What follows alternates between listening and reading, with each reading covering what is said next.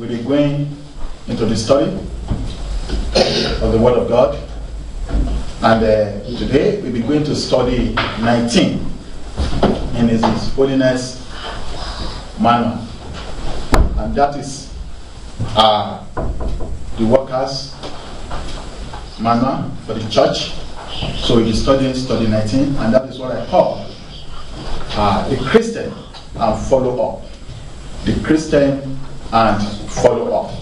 Either we call it the leader follow up or the Christian and follow up. When we receive Christ as our Lord and Savior, we have an assignment that has been given to us. And the assignment is to go and preach and propagate the gospel of our Lord Jesus Christ. Not only to do this, but to be able to do follow-up to those that have come to receive Him, so that we'll be able to know their state and we'll be able to encourage them in order to stand firm and to be established in Christ Jesus. So today, I would like you to open your Bible to the book of Acts of Apostles, chapter number 15. Acts of Apostles, chapter number 15. Today, as I've said, we are studying the Christian and follow-up, or it says the leaders, the workers, and follow-up. And that is in His Holiness Manual, study number 19. Acts of Apostles, chapter 15, I read verse 35 through 36. Amen. Are we all there? 35 to 36. The Bible says here that Paul also and Barnabas continued in Antioch, teaching and preaching the word of the Lord. Many others also. It's not only Paul, it's not only Barnabas, but the Bible says with many others also, they continue in preaching the word of God. Acts of Apostles 15. Now verse 36. And then I said again there, and some days after, Paul said unto Barnabas, let us go again and visit our brethren in every city where we have preached the word of the Lord, and see how they do. Amen. That is follow up. They've been preaching here and there. They've been propagating the gospel of our Lord Jesus Christ. But it come to a stage. It got to a point whereby Paul asked Barnabas. He discussed with him. He told him that, my dear brother, we've been preaching this gospel for quite some time now. But now it's right time for us to go and revisit these brethren.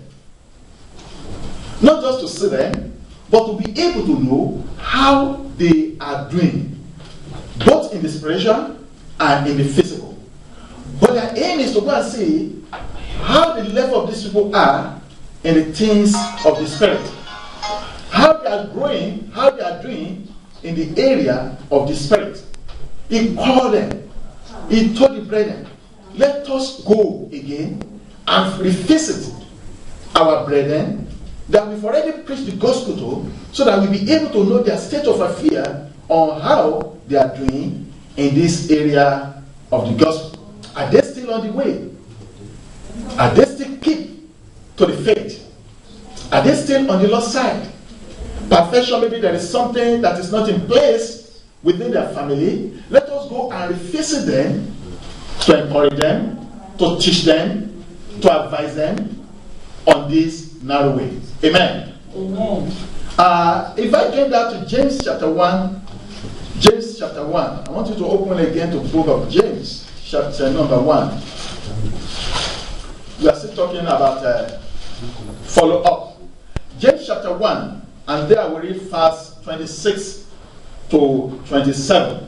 The Bible says, if any man among you seem to be religious, we see that now.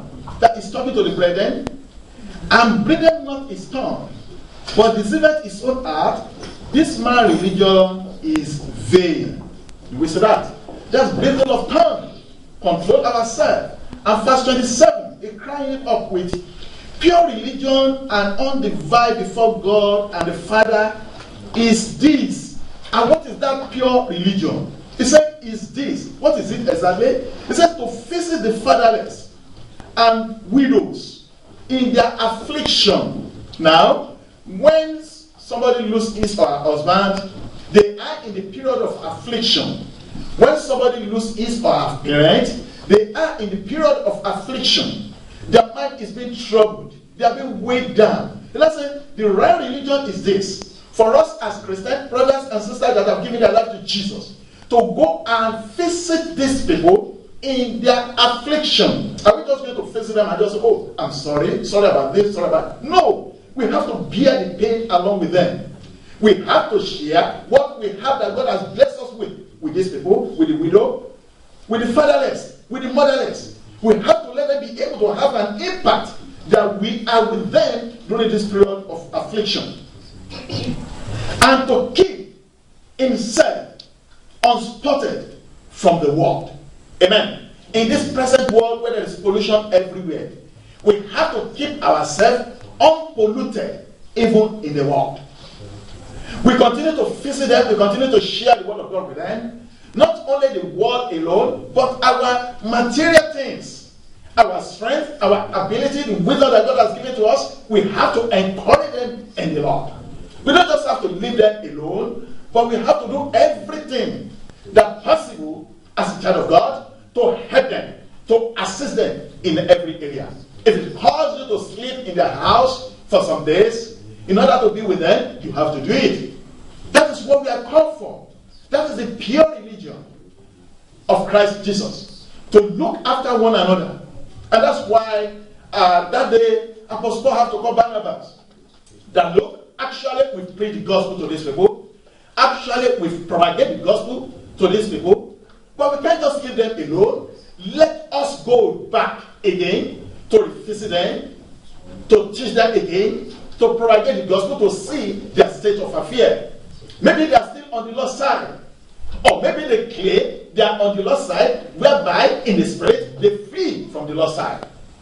Because it's one thing for one to just be showing it that, oh, I'm on the lost side. You can quote from Genesis to Revelation. But your inner mind, your attitude, your character, your behavior is far from the truth. So he says, let us go and visit them again.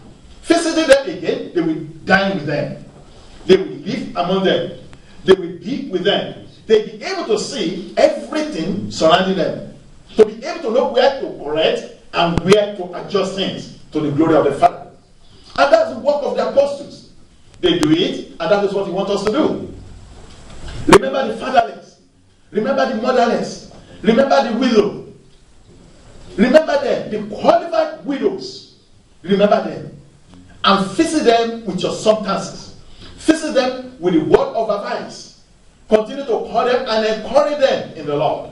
By doing this, you are doing that work of follow-up, and the Lord Almighty will see you through in Jesus' name. Christian and follow-up. Leaders and follow-up. Brethren and follow-up. Workers and follow-up. Again, let me see what the Bible says in Matthew 25. Matthew chapter number 25. We are still talking on follow-up today. Do we have to do it? Yes. It's a task for me and for you to do.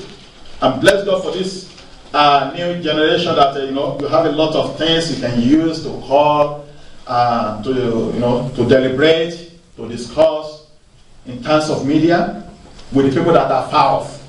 Amen. Matthew 25. There I will read verse 34 through 40. Amen. Verse 34 through 40. The Bible says, then shall the king say unto them on his right hand. Listen now, Jesus Christ is talking there. Come, ye blessed of my Father, inherit the kingdom prepared for you from the foundation of the world. Now, the kingdom of God is not just prepared for them on the halfway of the world, but the Bible says it has been prepared for them from the foundation of the world. The one on the right hand, he said, oh, come, it is your belonging. You have to possess your possession now. Come and inherit the kingdom of your Father. He says it has been prepared for you. Everything everything that you need in it, it has been set aside, it has been prepared for you. Take charge, take authority, and be in your place. Amen. And what are the qualities or the characteristics of these people? It continues in verse 35. The Bible says, for I was an hungered. That Jesus now is talking there to the brethren, to the people, to the Christians. And ye gave me meat. I was thirsty, and ye gave me drink. I was a stranger, and you took me in. Listen now, this is very, very important. And we have to search our life. Are we following the principle of Christ or not? In verse 36, it now says, naked, and ye clothed me. Now, in terms of naked, our brethren can be naked in any form, in any area. It's not until maybe they don't have clothes to put on. But naked means a lot of things. It's a compound word. Now, naked, and you clothed me. I was sick, and ye visited me. I was in prison, and ye came unto me. That is, in the perdition of their life, in the trouble, in the torment of the period of their life, in prison of their life, in difficult period of their life, and they still visited them. They didn't reject them. They didn't cast them out. They took them as their own blood, and they visited them. Amen. Verse 37, the Bible says, then shall the righteous answer him. Those are the people on the right hand. They want to answer, they have to answer the question to be asked, saying, Lord, when saw we thee an hunger, and feed thee, or thirsty, and gave thee drink? When saw we thee a stranger, and took thee in, or naked, and clothed thee? Or when saw we thee sick, or in prison, and came unto thee? Because they were so surprised that Jesus Christ had been saying, I was hunger, I was thirsty, I was in prison. They not said, looking at it in the area of the physical, they said, oh, when did we see you passing through all this torment? When did we see you passing through all these difficulties? They look at the area of the physical. That this has never happened to you. When exactly do we see you going through all this? And what is our Lord Jesus Christ have to give them? If you really have given your life to Jesus, and you believe that you trust in the Lord Jesus Christ, you believe the scripture as the word of God, you must be very, very careful about this particular chapter in the scripture. What is his answer? That is why you can't just say, I don't care to your co-brethren. That is why you can't just ignore your co-brethren, even the people that are not in your environment. When you hear about it, when you know about it, you have to take a stand. Amen. To the glory of the Father. What is his response? And the king shall answer and say unto them, verily I say unto you, inasmuch as you have done it unto one of the least of these my brethren, unto one of the least, it didn't say to the top now, of the one unto the least, no matter how small the person is, amidst my brethren. If you have done it unto them, my brethren, you have done it unto me. Amen. You see, whatever we do, either good or bad, I keep saying it, you are not doing it to human being, but you are doing it unto the Lord Almighty, who will pay everyone back on that day, on that day, on that day of judgment, on that day of result, on that day that we give to everyone according to their works. It says some works will be burned with fire. And I pray that your works will not be burned with fire on that day in Jesus' name. But what exactly are you doing as a Christian? Are you doing it to people as if you are doing it to them? For them to be able to give you response, appreciation, to be able to tell you that, oh, thank you for that mighty thing you have done. But if you are expecting reward from human, then you are not ready to do the work of the Father. The work of the Father and the things of God is when you do it to anyone, the good you are doing. The good you are doing. If you do it to anyone, you are doing it unto the Father that have proclaimed his liberty of salvation over them. Amen. That is why let them know that yes, you didn't see me passing through all this, but what about the least of the brethren? What about the people in the assembly? Have you ignored them? Have you put them aside? Do you think about others? What are the kind of things in your mind? What are the kind of things that you've already decided that, look, come what may, even even if Christ comes, I will not do this? Are you more than the author of your life? That is why we have to watch it. On the area of follow-up is a very wide thing. You have to be careful. You have to watch it. You have to begin to think about the state of affair of your co-brethren. You have to be able to know how you be able to add, merit, advantage, to be able to add values to the life of other people around you. Not only what you can take, not only what you can get from them, not what you'll be able to take back as a feedback from them or response from them, but what you'll be able to do that, oh, look, God, I just do this for you, for your sake. And glory be to God. Follow-up is a key word. And it's a must for me and for you. Follow-up is a major work to which the Lord has called you in your environment. It is not enough just to bring people in, but we have to follow them up to the glory of the Father. You are a nurse that have to be a spiritual nurse to nurse the life of the patient, and the patient are the brethren around you. You have to nurse that. They may be grown, they may be in the church for 50 years, it doesn't matter.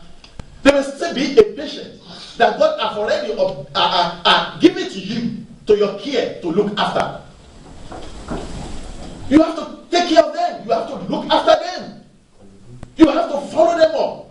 You have to take deep about their affairs to the glory of the Father. You are a nurse there. You are a doctor there. You have to see to the spiritual being of your children in the Christ Jesus. It's a call for me and you. Follow-up is compulsory for us to carry out. Why? Number one, it's the only way of growing numerically and spiritually. Amen. When you follow people up, you'll be able to know their state of affair. You'll be able to know what they are passing through. You'll be able to know the kind of things that they are enduring. Then you'll be able to bear with them. Amen. It will be able to help them. And it will be able to help the church. Who is the church? You are the church. You'll be able to stand there, oh, come what may. Even if I will deny myself the dinner for tonight, I will try something to help a family. It's not only, then you'll be able to grow to the state that it's not only you, your family. You'll be able to think about others by denying yourself a certain things that belongs to you and give glory to the Lord. Amen. That is follow-up in every area to the glory of the Father. It helps numerically and it helps spiritually. It unites people together to be one family to the glory of the Father. Number two, it helps you to know the problem of the converts. Amen. Follow-up will be able to allow you to know the problem that people are passing through as converts or people that have been in church for years. Amen. You see, it's only God that searches every heart and understands every heart of every human being. We may be in church for 50 years, we might have given our life to Jesus for the past 100 years, but what exactly is in your heart and your thought? How are you relating with the people surrounding you? You have to think about it. You have to meditate about it. It's not about how many years you've been in Christ. It's not about how you can quote from Genesis to Revelation, but it is your heart, your inner mind. What is there? What is there? What is in there? In there? What do you put in there? So you have to think over this. 3. It tells you to teach the new convert the basic things he needs to be established in faith. There are some basic things that every new convert needs to know in order for them to be able to be really established in the Christ of our Lord Jesus Christ. In the gospel of Christ. You need to let them know. How are you going to let them know? It's by follow up. When you follow them up, you relate with them. You communicate with them. You share ideas with them. You discuss things. You look into issues. If you are if you distance yourself from them, there's no way they will be able to reveal themselves to you. But the moment you close to them, you take them as a family, and that's what the church has to be. You treat them as your own family. Come what may, you will pass through pain. They will deny you. A lot of things will happen, but you still have to take them, treat them as your own family. Then you'll be able to know what they are passing through, and you'll be able to share the pains and the burdens together to the glory of the Father. As a Christian, never you look or think about what you are going to gain from people, but think deep about what you are going to offer them. in the gospel of our Lord Jesus Christ. Amen. And the Lord that is able will reward you more than your thoughts in Jesus' name. 4. It takes you to go and get him or her out of the snare of Satan, either persecution or evil false doctrine. It is follow-up because you'll be able to let you know that, oh look, I've had this before, I've learned about this before. Then you'll be able to share the word of God with them to take them out from the snares of the devil. You will say, oh no, that's not what the Bible says, but let us look at it this way. Then you'll be able to show them the reality of the gospel of our Lord Jesus Christ. A lot of people today refuse to go to churches because of one thing or other. But with the power of follow-up, you can go extra mile, and God can use you greatly for this in Jesus' name. Amen. This is the purpose of the media. When we preach the word and we send the word out by the power of the Holy Ghost, that helps. A lot will be home and they'll be listening. And then you'll be able to help their faith in Christ Jesus. It's part of follow-up. Hearing the word, listening to the word, and understand the word of the Lord Almighty. Another point number 5. It encourages the new convert to follow Jesus as he sees the love of Christ and the work of God in the local assembly. Amen. It encourages the brethren to follow Christ to letter. And they begin to see the love. Glory be to God. This morning we learn about love, right? That's great. Now, they'll be able to help them to understand the love in Christ Jesus, which is the foundation of every church that calls itself a Church of God. And we'll be able to see the reality of the work of God to the glory of the Father. So it has in so many ways. I go straight to point number 6. It makes God to be happy with you to spare your life. Because when you are doing this, you are sparing your own life. Why? Ezekiel. Let's see Ezekiel chapter 3. How did this relate to you sparing your life when you are doing follow-up and preaching the gospel of Jesus Christ? What the Bible has to say. Ezekiel chapter 3, I read verse 18 and 19. Amen. Chapter 3, verse 18 and 19. Then the Bible says, when I say unto the wicked, thou shalt surely die, and thou givest him not warning, nor speaketh to warn the wicked from his wicked way, to save his life, the same wicked man shall die in his iniquity, but his blood will I require at thy hand. Amen. You begin to say, all these churches, don't mind them. Don't mind them. That's not the same, don't mind them. And you begin to relate in the physical with the people you're supposed to relate in the spiritual with. The people you're supposed to let them know the reality of the truth. You keep it, you hide it to yourself because of the physical thing you want to get from them, and because of your selfishness ideas, you begin to hide it to yourself and you begin to relate to them in another way so that you'll be able to please your flesh. Instead of you to tell them the truth, you refuse to tell them the truth. You want to pamper them so that they be able to continue to be your so-called friend that may lead to destruction. That's not what the Bible says. It says you have to rebuke them. You have to let them know. You have to show them the truth so that their blood will not be required out of their hand. And verse 19, the Bible says, yet, if thou warn the wicked, and he turn not from his wickedness, nor from his wicked way, he shall die in his iniquity. But thou hast delivered thy soul. That's where I picked that point from. If you warn him, and he refuse, he will die, but you have delivered your own soul from perdition, because his blood will no longer be required out of the hand. You can read the whole chapter. There are a lot of lessons to be learned there as a Christian. There are a lot of lessons to be learned in the whole chapter as a Christian. But because of our time, you have to know that it's made God to be happy with you when you do that belongs to the Father, and you'll be able to spare your own life so that the blood of others will not be asked from your hand.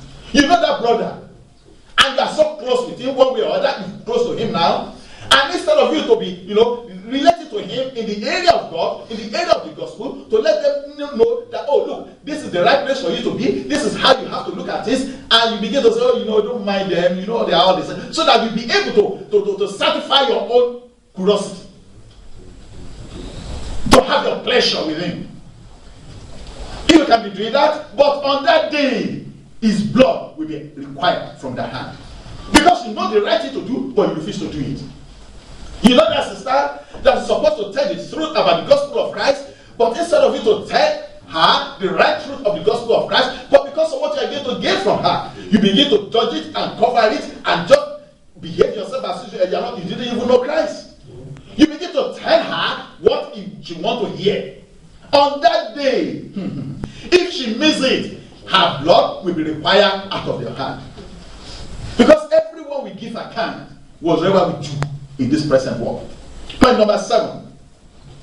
It will eventually bring several and untold blessings upon your life, since God will be very pleased with you. Seeing that through your personal effort you are disgracing Satan and popularity, giving increasement to the kingdom of our Father. You destroy every trace of the kingdom of Satan. You increase that of our Heavenly Father because of the power of gospel and follow. What did Daniel have for us? In Daniel chapter 12, verse 3.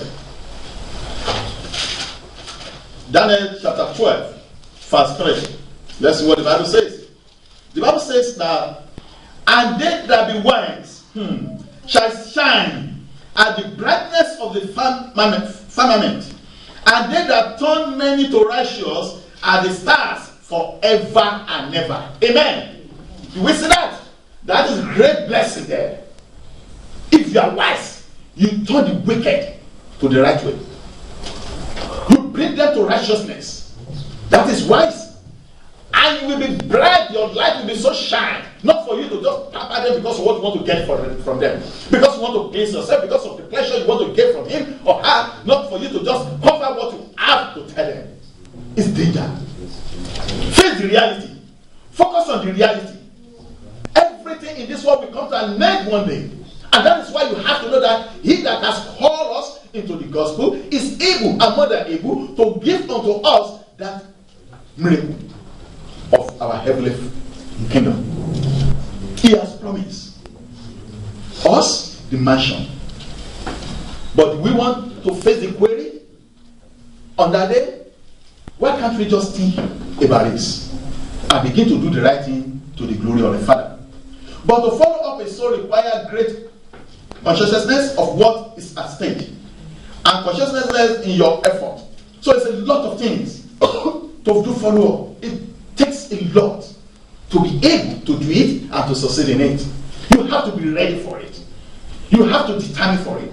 And I pray that the Lord Almighty will give us the enablement to be able to do it in Jesus' name. Never you give up on any soul. At any time, whatever happens, don't give up. You may be blessing them, they may be cursing you. You may be praying for their progress, they may be looking for your shame and your reproach and your downfall. But continue to do that God wants you to do towards them and towards their household, to the glory of the Father. In follow-up, they will say a lot of things. In related to them, they will say a lot of things. But you focus on that assignment that the Lord Almighty has given you to do, and never you compromise your faith. Amen. Maintain your integrity in Christ Jesus. Come what may. You may suffer persecution, you may suffer pain, you may suffer reproach, you may suffer reject. Let them reject you, but keep on doing that God wants you to do to the glory of the Father. You have an assignment, you have a work for you to do. Make sure you do it. And he that has called you will continue to water you, will continue to see you through in the name of Jesus. Go for self-revival and let the old be old things. Let everything become new in the glory of the Father through the power of the word of Christ Jesus, so that you'll be able to maintain your integrity and to be able to focus. Forget about the past, your errors, your mistakes, but begin to look at another foundation that no ocean will be able to destroy, that no wind will be able to destroy, that no pleasure of this world will be able to destroy. Keep focusing until it comes. And when it comes, you'll be able to rejoice on that day in Jesus' name. Never you get tired. Continue to do that belongs to God, and continue to pray for the brethren. No matter who they are, continue to pray for them. God will be well pleased with you, and bless you tremendously as you do so for the Lord Jesus Christ. It's a great work. It's a great task. And I pray that the wisdom, the knowledge, the understanding to be able to do this, the Lord Almighty will give to us in Jesus' name. And finally, before we pray, let me see Philippians. The book of Philippians before we pray. Amen. Philippians chapter number 2. I think that will be the one. Philippians chapter number 2.